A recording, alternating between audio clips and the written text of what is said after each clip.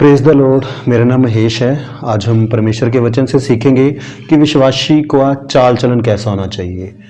प्रभु के वचन से हम सीखेंगे और हम वचन पढ़ेंगे तीतुस 3 का 1 से 2। यहाँ पे ना लिखा है मसीही चाल चलन। देखो विश्वासियों को कैसे जीना है, आज हम उसके ऊपर बात करेंगे। हमें वचन के मुताबिक जीना है। वचन हमें जो जो एडवाइस देता है हमें वैसे ही चलना है। देखो हमें संसार के सिस्टम से नहीं चलना। संसार के लोग जैसे जीते हैं हम वैसे नहीं जी सकते हैं। हमें बाइबल के वचन के मुताबिक जीना है। तो एक विश्वासी का चाल चलन कैसा होना चाहिए, बाइबल हमें क्या बताती है, हम उसकी ओर ध्यान देंगे। तो हम तीतुस अध्याय से पढ़ेंगे, 3 अध्याय 1 और 2, इसकी 2 वर्ष हम पढ़ेंगे। लोगों को सुधि दिला कि हाकिमों और अधिकारियों के अधीन रहें और उनकी आज्ञा माने और हर एक अच्छे काम के लिए तैयार रहें। किसी को बदनाम ना करें, झगड़ालू ना हो पर कोमल स्वभाव के हों और सब मनुष्यों के साथ बड़ी नम्रता के साथ रहें। ये प्रभु की ओर से हमें हुक्म है। हमें क्या करना है, विश्वासियों के लिए क्या हुक्म है, हाकिमों और अधिकारियों के अधीन रहना है और उनकी आज्ञा माननी है। इसका क्या मतलब है, देखो जो भी गवर्नमेंट ने रूल बनाए हैं ना, हमें उन सबको फॉलो करना है। वो परमेश्वर की ओर से बनाए हुए रूल हैं। जितने भी अधिकारी हैं, जो भी लीडर हैं, वो सब प्रभु की ओर से ठहराए हुए हैं। वो एक सिस्टम परमेश्वर ने बना के रखा हुआ है। प्रभु कहता है हमें हमारी ये जिम्मेवारी है कि जिस देश में हम रहते हैं उस देश के जो भी रूल्स हैं, कानून हैं, हमें फॉलो करने हैं। एक छोटी सी उदाहरण से समझाता हूं आपको। देखो रोड पे रेड लाइट लगी होती है तो हमें रेड लाइट नहीं क्रॉस करनी, चाहे कुछ हो जाए। देखो जो लोग प्रभु को नहीं जानते वो करते हैं, करने दो। हमें उनको फॉलो नहीं करना, हमें वचन को फॉलो करना है, क्योंकि वचन कह रहा है गवर्नमेंट के रूल को फॉलो करो। तो हमें रेड लाइट क्रॉस नहीं करनी है। अगर आप 2 व्हीलर चला रहे हो, गाड़ी चला रहे हो, विदाउट हेलमेट आपने नहीं 2 व्हीलर चलाना है और गाड़ी चला रहे हो तो रूल है गवर्नमेंट का कि बेल्ट लगा के चलाओ। तो आपने हर रूल को फॉलो करना है जी, उसमें आपका ही भला है। अगर आप रूल फॉलो करते हो तो आप चालान से बचोगे। मैं बहुत सारे ऐसे लोगों को जानता हूं जो बिल्कुल रूल नहीं फॉलो करते। मेरी पहचान में ही एक लड़का है, उसने क्या करा, देखो जब हम रूल नहीं फॉलो करते उसका नुकसान देखो कितना होता है। उसको आदत है कि उसने हेलमेट नहीं लेना जी। वो 2 व्हीलर चलाएगा, हेलमेट नहीं लेता। वो उसने 2 व्हीलर चला रहा था, हेलमेट लिया नहीं, उसको रोड पे पुलिस वालों ने रोक लिया। और रोकने के बाद वो पुलिस वाले रोक लिया, उसका काफी टाइम वेस्ट कर दिया, उसको जाने नहीं दे रहे थे, उसको बिठा के रख लिया। कहते तेरे पास तो ड्राइविंग लाइसेंस ही नहीं है, ना तेरे पास ड्राइविंग लाइसेंस है, ना उसके पास हेलमेट। और उस तो जब पुलिस वालों ने रोक लिया, बिठा लिया उसको, कहते हम बाइक को हम बंद कर देंगे। फिर वो परेशान हो रहा है, कितना टाइम वेस्ट हो गया। फिर उसने किसी को फोन किया, अपने रिश्तेदार को फोन किया, वो और लोगों को लेके आए। मतलब अगर वो रूल फॉलो कर लेते तो टाइम बच जाता। अब जो चलान कटा होगा अलग से, पैसा लगा अलग से, क्या फायदा हुआ। यानी जो प्रभु हमें बोलते हैं ना वो हमारे फायदे की बात है। अगर हम रूल फॉलो करते, तो छोटी सी बात, अगर हेलमेट ले लेता क्या हो जाता, तो उसको पुलिस वाला नहीं रोकता। तो हम प्रभु से प्यार करने वाले लोग हैं। प्रभु ने कहा जो मुझसे प्रेम करता है वो मेरी आज्ञाओं को मानता है। तो हमें प्रभु की आज्ञा को मानना है। जो भी देश के कानून है हमने उस रूल को नहीं तोड़ना है। रेड लाइट का वो जो सिस्टम है हम उसे फॉलो करना है। कोई भी कानून, देखो देश का कोई भी कानून, हमें सारे कानून को फॉलो करना है। हमें अपने देश के एक अच्छे नागरिक बनना है, ताकि उससे क्या हो, प्रभु के नाम को महिमा मिले। एक आपको मैं छोटी सी उदाहरण बताता हूं। मैं क्या होता है, जब भी मैं रेड लाइट क्रॉस करनी होती है ना, मैं रुक जाता हूं वहां पे। मैं देखता हूं कि लाइट रेड है, मैं कभी नहीं निकलता, क्योंकि मैं प्रभु से प्यार करता हूं और मैंने उसका फॉलो करना ही करना है, चाहे कुछ भी हो जाए। अब मैंने देखा जब मैं रुकता हूं ना, तो जो निकलने वाला होता है वो भी रुक जाता है। मुझे देख के मैंने कई बार ये चीज देखी है। जो पीछे और लोग आते हैं वो उसी टाइम रुक जाते हैं। वो देखते हैं ये बंदा रुका है, हमें भी रुकना है। पहले क्या होता है, मेरे आगे सब निकल रहे होते हैं, सब निकलते जाते हैं, रेड लाइट पे निकल रहे होते हैं। लेकिन जब मैं रुक गया, मैंने नोट किया, मैं कहा प्रभु तेरा धन्यवाद हो। देखो लोग अच्छी चीजों को भी फॉलो करते हैं, ऐसा नहीं। लोग देते ये बंदा रुक गया, हमें भी रुकना है। फिर कोई नहीं निकलता। हाँ कोई निकल जाए, लेकिन ये मान के चलो 10 में से 1-2 निकल जाए, लेकिन 7-8 लोग रुक जाते हैं। तो हमें दूसरे लोगों के लिए आशीष का कारण बनना है जी। तो कुछ भी हो जाए हमें देश के कानून के रूल फॉलो करना है। और प्रभु ने कहा ना अधिकारियों के अधीन रहो और उनकी आज्ञा मानो। जो भी रूल है, रेगुलेशन है, हमने सारे फॉलो करने हैं। इससे हमारा ही बेनिफिट है। उसके बाद क्या लिखा है, किसी को बदनाम ना करे, झगड़ालू ना हो और कोमल स्वभाव के हो और मनुष्यों के साथ बड़ी नम्रता के साथ रहें। देखो ये जो बातें हैं ना, अगर आप इनको फॉलो करना शुरू कर दो ना, तो आपका जीवन बहुत बेहतर हो जाएगा। प्रभु कह रहा है किसी को बदनाम नहीं करना। आज संसार में एक चीज बहुत होती है, एक दूसरे की बुराई, इधर की बात उधर, उधर की बात, और हमें इन चक्करों में नहीं पड़ना है। हमें ध्यान रखना है किसी की बात किसी दूसरे के साथ नहीं करनी। ये ना एक चुगली वाला काम तो नॉर्मल सी बात है, सभी जगह यही चलता है। कि मान लो 3 दोस्त हैं, अब एक बंदा आपके बीच में नहीं है, तो 2 दोस्त उसी की बुराई करेंगे, उसके बारे में बात करेंगे। अब वो उधर मान लो वो आज वो जो बंदा उस दिन नहीं आया था, अब एक बंदा नहीं है तो दूसरा उसके साथ बुराई करेगा। ये सारा सिस्टम चलता ही रहता है। लेकिन प्रभु कहता है कि हमें किसी को बदनाम नहीं करना, किसी की चुगली नहीं करनी, और ना हमें झगड़ालू होना, हमें लड़ाई झगड़े करने वाले नहीं होना। फिर बार बार वही कह रहा हूं, हम प्रभु के लोग हैं, इस बात को सदा याद रखना। हम यीशु से प्यार करते हैं। प्रभु कहते तुम्हें झगड़ालू नहीं होना। देखो संसार में लोग ऐसे हैं, रोड पे चल रहे होते हैं, थोड़ी सी बात हो जाए लड़ने लग जाते हैं, झगड़ने लग जाते हैं। लेकिन हमें नहीं लड़ना, हमें नहीं झगड़ना। कई बार अगर आप रोड पे चल रहे हो ना, तो किसी अगर आपकी गलती नहीं है, चाहे सामने वाले की गलती है, तो भी आपने नहीं लड़ना है, क्योंकि प्रभु कह रहा है तुम्हें झगड़ालू नहीं बनना है। सामने वाले की गलती है तो भी मैं कह रहा हूं आपने नहीं लड़ना है, क्योंकि हम रोड पे चल रहे हैं। चलो ट्रैफिक है, को थोड़ी बहुत हो जाती गलती, हमें लोगों को माफ करने वाले बनना है। हमारा प्रभु हमें सिखाता है दूसरों को माफ करो, दूसरों को क्षमा करो। तो हमें ध्यान रखना है, हमें किसी के साथ कोई भी लड़ाई झगड़ा नहीं करना है। उसके बाद क्या करना है, हमने कोमल स्वभाव के हो, और हमें कोमल स्वभाव के होना है, नम्र और दीन बनना है। हमें हमारी जो आवाज है ना, वो भी बड़ी मीठी होनी चाहिए। हमें एक अच्छे इंसान बनना है, एक अच्छी उदाहरण बनना है, ताकि हमारे आस पड़ोस के लोग, हमारे रिश्तेदार ये बोले हमें अपने बच्चों को इनके जैसे बनाना है। जिस दिन ये लाइन लोग आपके बोलने लगे ना, रिश्तेदार, अड़ोसी पड़ोसी, कि हमारा बेटा ऐसा होना चाहिए, उस दिन समझ लो आप कामयाब होगे जी। मैं उस दिन ये विश्व हम प्रभु के वचनों के ऊपर आप चलने लगे, और ये लाइन लोग तभी बोलेंगे जब आप प्रभु के वचनों के ऊपर चलेंगे। तो इस बात का ध्यान रखना, चाहे कुछ भी हो जाए, हमें किसी के साथ लड़ाई झगड़ा नहीं करना है। दूसरों को माफ करो, कोई गलती करता तो भी माफ कर दो। लड़ने झगड़ने का काम हमने नहीं करना है। प्रभु ने कहा बदला लेना मेरा काम है, प्रभु के हाथ में छोड़ दो, प्रभु ही बदला लेंगे। उसके बाद हम पढ़ेंगे जी तीतुस का 2 अध्याय 9 और 10 आयत। अब आगे ना काम करने वाले लोगों के लिए प्रभु का क्या हुक्म है। दासों को समझा कि अपने अपने स्वामी के अधीन रहें, और सब बातों में उन्हें प्रसन्न रखें, और उलटकर जवाब ना दें। चोरी चलाकी ना करें, पर सब प्रकार से पूरे विश्वासी निकलें, कि वे सब बातों में हमारे उद्धारकर्ता परमेश्वर के उपदेश की शोभा बढ़ाएं। अब आप कहीं पे भी काम कर रहे हो, आपका जो बॉस है आपने उसके अधीन रहना है, उसकी रिस्पेक्ट करनी है, कभी उसको तुच्छ नहीं जानना, पीठ पीछे उसकी बुराई नहीं करनी है। देखो नॉर्मल सी बातें हैं, लोग क्या करते हैं, मुंह के ऊपर तो अपने बॉस की बड़ी इज्जत करेंगे, रिस्पेक्ट करेंगे, लेकिन पीठ पीछे उसकी बुराई करते रहते हैं, इसमें ये कमी है, ये बुरा है, ये गलत है, बिना मतलब के दोष लगाता है, गुस्सा करता है। हम प्रभु के लोग हैं, हमें ऐसा नहीं करना। बाइबल कह रही है कि हमें जिसके अंडर हम काम कर रहे हैं, हमें इतना बेहतर काम करना है कि वह हमारे काम से खुश हो, वो प्रसन्न हो, वो आपकी तारीफ करे, मुंह पे भी तारीफ करे, पीठ पीछे भी तारीफ करे। इतना बेहतर करो, आलसी नहीं बनना है। आपको काम के पैसे मिल रहे हैं, चाहे वो विश्वासी हो चाहे अविश्वासी हो, आपने पूरी ईमानदारी के साथ, पूरी मेहनत के साथ वो काम करना है। इस बात का आपने ध्यान रखना है। वहां पे लिखा ना उलट कर जवाब नहीं देना। देखो ये बात छोटी सी है, हो सकता है कई बार मालिक आपको गुस्सा कर दे या कुछ कर दे, तो आपने बहसबाजी नहीं करनी है। अगर आपकी गलती नहीं है, प्यार से उनसे बात कर सकते हैं। कई लोग ना लड़ने लग जाते हैं, बहस करने लग जाते हैं, हमें वैसा नहीं बनना।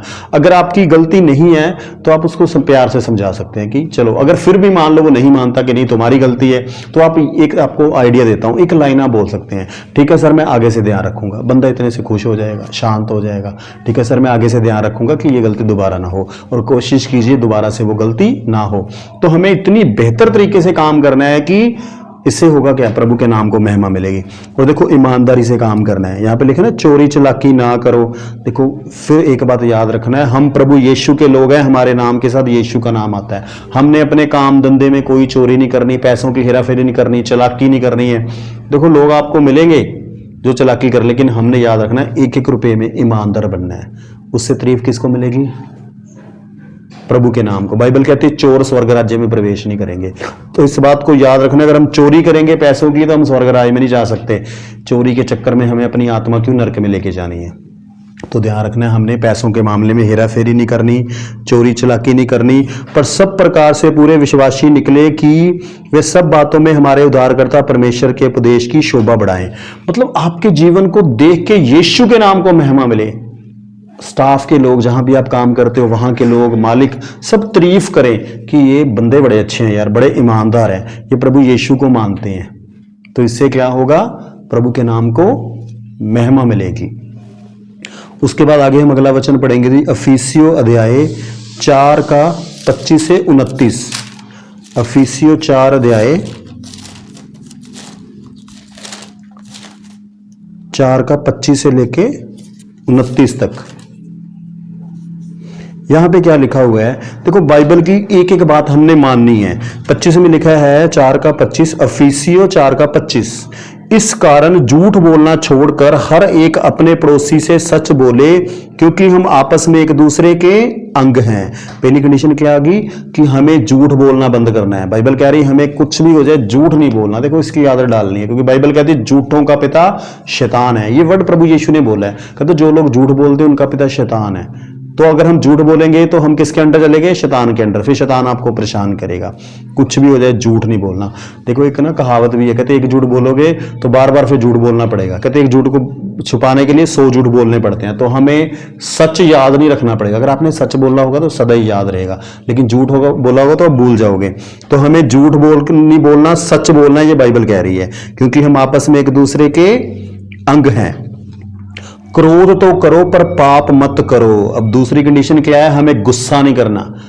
बाइबल कहती है गुस्सा नहीं करना। देखो आ सकता है ये ना, शांति में आने में समय लगता है, हमें धीरे धीरे धीरे समय लगता है। जैसे जैसे बाइबल पढ़ोगे, प्रार्थना करोगे, प्रभु के साथ संगति करोगे, तो धीरे धीरे धीरे धीरे धीरे गुस्सा आपके जीवन से खत्म होता जाएगा। प्रभु यीशु ने कहा है मैं तुम्हें अपनी शांति दिए जाता हूं जिसे कोई छीन नहीं सकता। तो कभी कभी हो भी सकता है गुस्सा आ जाए, लेकिन प्रभु कह रहे हैं कि गुस्सा तो करो, लेकिन उस गुस्से में बने मत रहो। उसको 5 मिनट में आ गया कोई बात नहीं, कोई दिक्कत नहीं है, लेकिन शाम तक, यहां पे लिखा है सूर्य अस्त होने तक तुम्हारा क्रोध ना रहे। शाम से पहले पहले उस गुस्से को भूल जाओ। अगर किसी के ऊपर गुस्सा आया है उसको माफ करो, छोड़ दो। उस गुस्से में मत बने रहोगे। गुस्से में रहोगे तो 2-4 गलतियां और कर दोगे, फिर और नुकसान हो जाएगा। यहां पे लिखा है कि शैतान को हमें अवसर नहीं देना और ना शैतान को अवसर दो। जब हम गुस्से में बने रहेंगे ना तो शैतान को मौका मिल जाएगा और हमारे मुंह से कुछ ऐसे शब्द निकल जाएंगे, हो सकता है कोई शराब निकल जाए, या हम किसी का कुछ ऐसी बातें बोल दें कि वो बंदा सदा ही याद रखेगा। फिर उससे नुकसान ही होने वाला है, समस्या बढ़ने वाली है। शैतान यही चाहता है कि आप परेशान रहो, दुखी रहो। तो इसलिए गुस्से से वो आपके मुंह से कुछ बातें निकाल देगा। मैंने कई बार देखा है कि इंसान ना गुस्से में कोई शब्द बोल देता है सामने वाले को, और बोलने वाला तो बोल के भूल जाता है, लेकिन जिसको बोला जाता है वो सदा याद रखता है कि इसने मुझे ना ये बात बोली थी। तो इसलिए हमें गुस्से में नहीं रहना है, प्रभु का हुक्म है। चोरी करने वाला फिर चोरी ना करे, वरना भले काम करने से अपने हाथों से परिश्रम करे। देखो ये तो पहले ही मैंने आपको बता दिया कि चोरी नहीं करना, लेकिन उसके बाद एक बात और लिखी है कि भले काम करने में अपने हाथों से परिश्रम करे, इसलिए कि जिसे प्रयोजन हो उसे देने को उसके पास कुछ हो। यहां पे ना प्रभु हमें एक हुक्म ही दे रहे हैं, हुक्म मान के चलो कि हमें फ्री नहीं रहना, काम धंधा करो। ताकि जब आप काम धंधा करोगे इससे क्या होगा, यहां लिखा है ना कि काम करने में अपने हाथों से परिश्रम करो। देखो परमेश्वर ने हाथ ना काम करने के लिए दिए हैं, तो इनसे परिश्रम करो, हाथों से मेहनत करो। इससे क्या होगा कि इसलिए कि जिसे प्रयोजन हो उसको देने के लिए, देने को उसके पास कुछ हो। मतलब अगर हम काम धंधा करेंगे तो हमारे अकाउंट में पैसे रहेंगे, तो हम किसी की हेल्प भी कर सकते हैं। अगर हमारे पास काम धंधा ही नहीं करते, हमारे अकाउंट में पैसे ही नहीं है, तो हमें भी प्रॉब्लम्स आएगी लाइफ में। तो इसलिए देखो आज बिना काम के गुजारा नहीं होने वाला। काम धंधा करो। अगर आपकी शादी हो रखी है तो काम धंधा इसलिए करो, घर को भी चलाना है और बच्चों को अच्छी स्टडी भी देनी है। बच्चों को पढ़ाना लिखाना आपकी जिम्मेवारी है। अगर बच्चे पढ़ लिख जाएंगे तो आने वाले समय में उनकी लाइफ अच्छी हो जाएगी, बेहतर हो जाएगी, उनको अच्छी जॉब मिल जाएगी, अच्छी सैलरी होगी, अच्छी इनकम होगी, तो घर अच्छे से चलता रहेगा। आगे वो भी अपने बच्चों को पढ़ा पाएंगे। अगर आप काम धंधा नहीं करोगे, अपने बच्चों को अच्छी एजुकेशन नहीं दोगे, फिर क्या होगा, बच्चे ज्यादा नहीं पढ़ लिख पाएंगे। थोड़ा बहुत पढ़ लेंगे, फिर वो ज्यादा अच्छी इनकम भी नहीं कर पाएंगे, तो उनकी लाइफ में बहुत प्रॉब्लम आने वाली है। तो अपनी जरूरतों को पूरा करने के लिए, घर चलाने के लिए हमारे पास इतना हो कि हमारा घर बेहतर से चल सके। और उल्टा प्रभु ये करेगा कि आप तो किसी की हेल्प भी कर सको, किसी को जरूरत हो हमारे भाई बहन को, तो हम उसकी मदद भी कर सके। इसलिए हमें काम धंधा जरूर करना है, अपने हाथों से परिश्रम करते रहो। उसके बाद लिखा है कोई गंदी बात तुम्हारे मुंह से ना निकले, पर आवश्यकता के अनुसार वही निकले जो उन्नति के लिए उत्तम हो, ताकि उससे सुनने वालों पर अनुग्रह हो।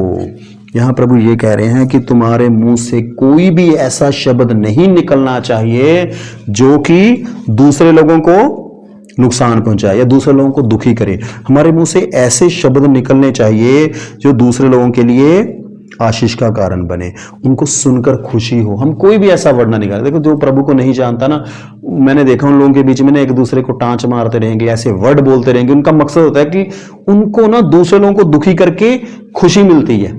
लेकिन हमें ऐसा नहीं बनना। हम प्रभु के लोग हैं, हमें ऐसे शब्द बोलने कि हमारे शब्दों के द्वारा अगर कोई दुखी बंदा है ना, वो भी खुश हो जाए, वो भी आनंदित हो जाए, ना कि हम ऐसे शब्द बोले कि हमारे शब्द सुनकर वो दुखी हो जाए।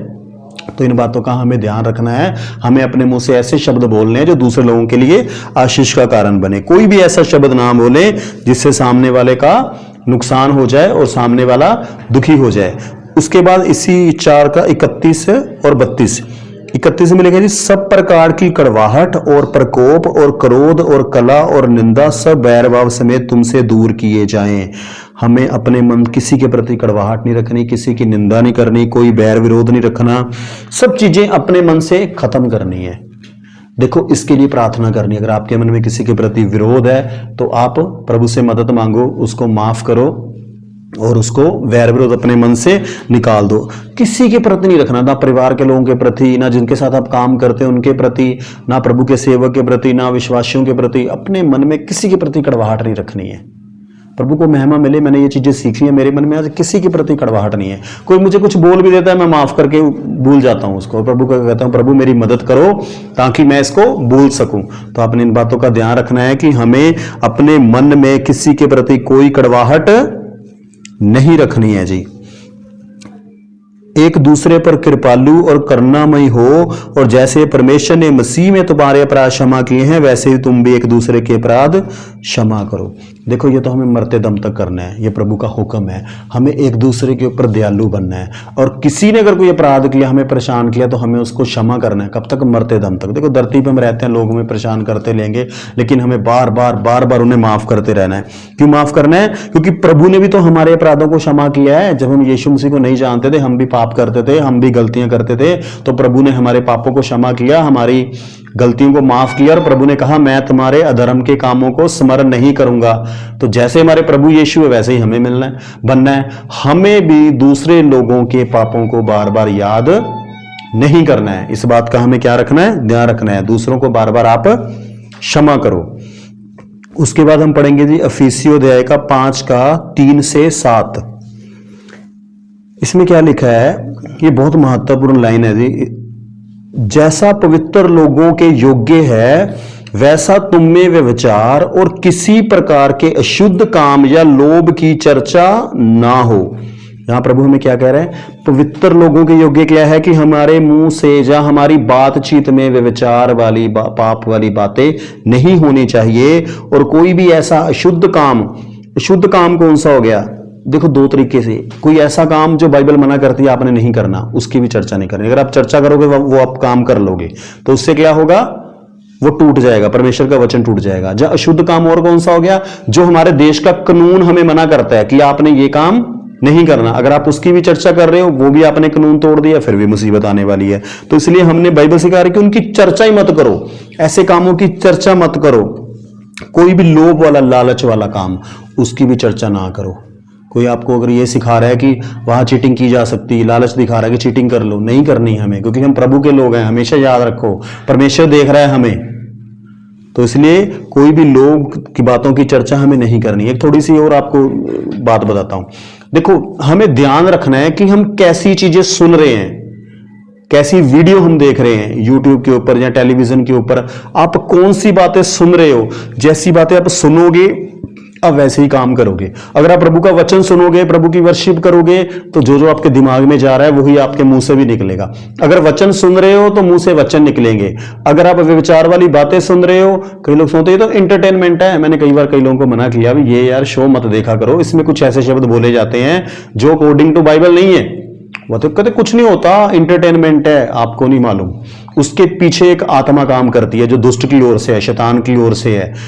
देखो, शैतान शुरू से ही परमेश्वर का विरोध करता है, परमेश्वर का वचन तोड़ता रहा है, और वो यही चाहता है, लोगों को यही सिखाता है कि लोग भी परमेश्वर का वचन तोड़े। जब आप उस वचन को देख रहे हो ना, उन बातों को सुन रहे हो, जो बातें अकॉर्डिंग टू बाइबल नहीं है, व्यभिचार वाली बातें, वो आपके दिमाग में जमा हो रही हैं, और शैतान की दुष्ट आत्मा आपके साथ कंट्रोल कर रही है, और उसका एक बंधन बन रहा है। फिर एक दिन ऐसा है आपके मुंह से ही वही शब्द निकलेंगे। तो इसलिए हमने ध्यान रखना है कि हम कैसी बातें सुन रहे हैं। कोई भी ऐसी बात जो बाइबल के मुताबिक नहीं है, उसको हमें नहीं सुनना है। एक लड़ाई झगड़े वाले नाटक नहीं देखने, लड़ाई झगड़े वाले पॉडकास्ट भी नहीं देखने, ऐसे प्रोग्राम नहीं देखने जहां पे लड़ाई झगड़ा हो रहा है। उनके अंदर ना स्पिरिट है लड़ाई झगड़ा करने वाली। अगर आप उन्हें सुनते रहोगे ना, धीरे धीरे धीरे धीरे आपके अंदर भी वो स्पिरिट आएगा कि फिर आप भी लोगों से लड़ाई झगड़ा करोगे। उससे अच्छा ये है वर्शिप सुन लो, प्रभु का वचन सुन लो, यूट्यूब के ऊपर प्रभु के वचन की कोई वीडियो देख लो, उनसे कम से कम आपका आत्मिक लेवल तो इंक्रीज होगा। प्रभु के वचन पढ़ो, वो ज्यादा अच्छा है। मैं तो ये कहूंगा जितना फोन को अपने से दूर रखो उतना अच्छा है। आगे आ गया जी, और ना निर्लज्जता, ना मूर्ता की बातचीत, ना ठट्ठे की, क्योंकि ये बातें शोभा नहीं देती, वरना धन्यवाद ही सुना जाए। हमारे मुंह से कौन से वचन नहीं निकलने चाहिए? निर्लज्जता की बात, मूर्ता की बात। देखो मूर्खों वाली बात नहीं हमें करनी। हमारे मुंह से ऐसे शब्द नहीं निकलने चाहिए जो मूर्ख लोग बोलते हो, चाहे ऐसे शब्द नहीं मुंह से बोलने जिनसे सुनकर सामने वाले को शर्म आए या हमें शर्म आए। कोई ऐसा वर्ड हम अपने मुंह से ना निकालें। देखो जो प्रभु यीशु को नहीं जानते ना, उनके लिए तो ये नॉर्मल सी बातें हैं, वो ऐसे शब्द भी बोल देते हैं, ऐसी बातें बोल देते हैं, ऐसी उल्टी सीधी बातें बोलते हैं एक दूसरे को। लेकिन हम प्रभु यीशु के लोग हैं, इस बात को सदा याद रखें। हमने वचनों के मुताबिक चलना है। कोई ठट्ठे की, कोई मजाक की बात भी हमें नहीं करनी। प्रभु कह रहा है एक दूसरे से मजाक नहीं करना है। मैंने देखा लोग एक दूसरे को चिढ़ाने में लगे रहते हैं, एक दूसरे को नीचा दिखाने में लगे रहते हैं। मैंने ये चीजें मैं देखता हूं संसार में। लेकिन हम प्रभु के लोग हैं। प्रभु कहता है तुम्हें इन चीजों में नहीं पड़ना है। तुम्हें क्या करना है? तुम्हारे मुंह से क्या निकला जाए? धन्यवाद।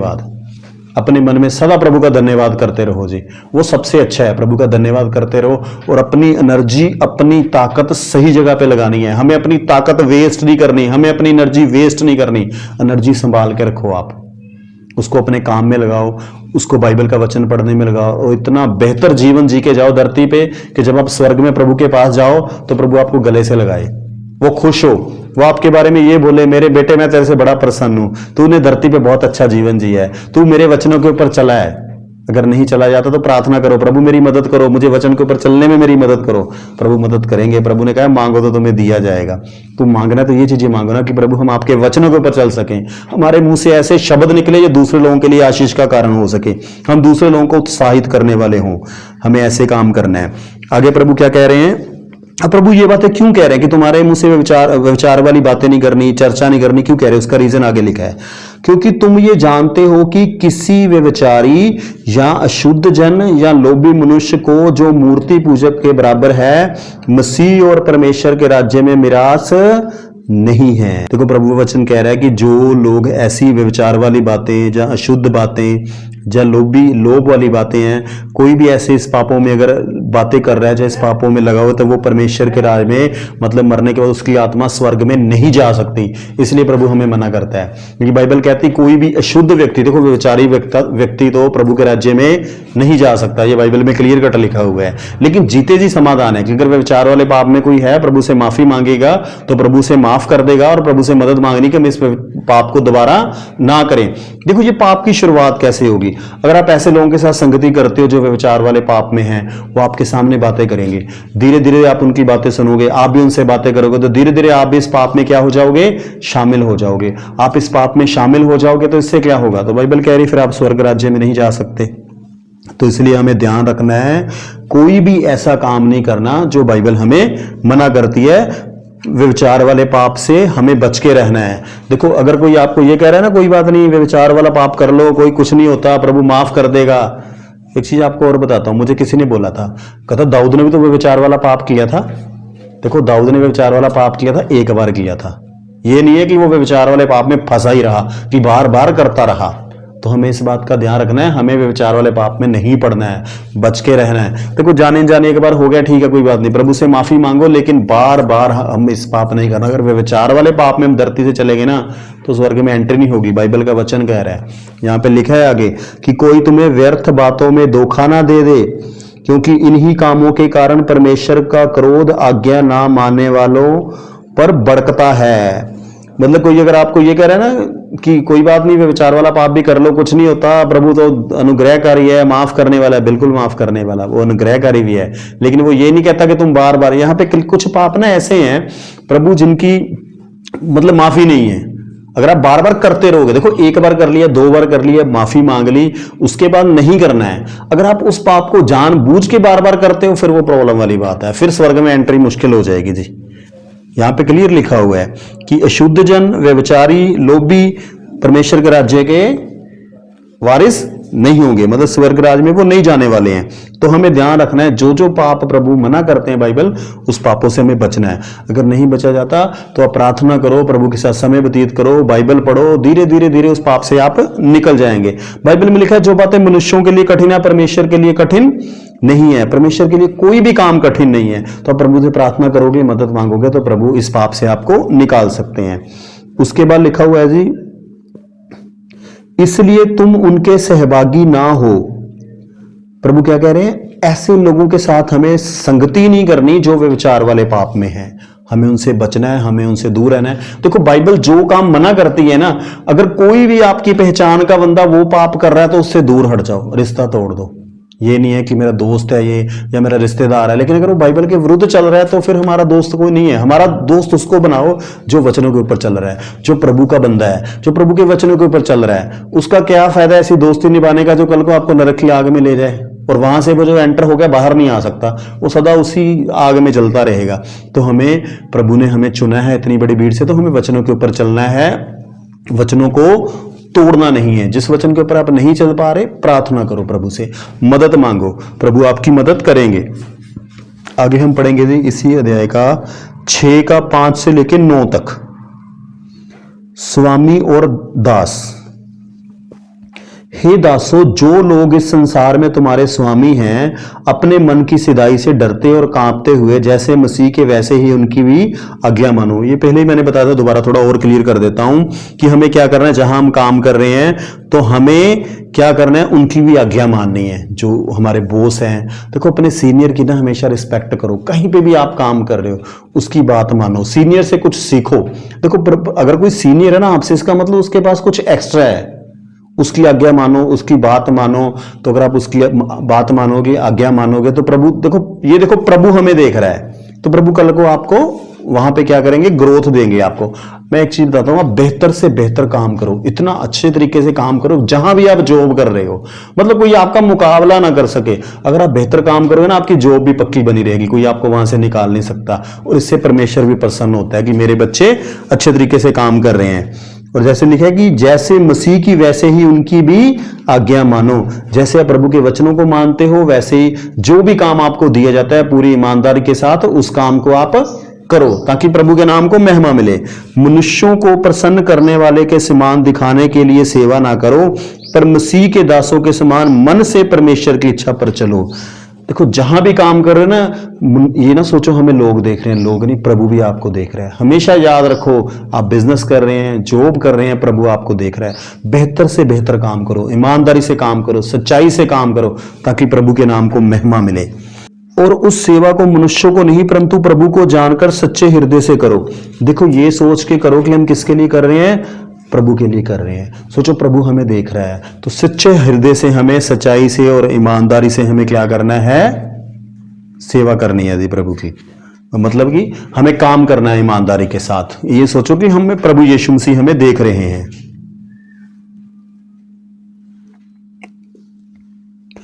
उसके बाद लिखा है, क्योंकि तुम जानते हो कि जो कोई जैसा अच्छा काम करेगा, चाहे दास हो चाहे स्वतंत्र, प्रभु से वैसा ही पाएगा।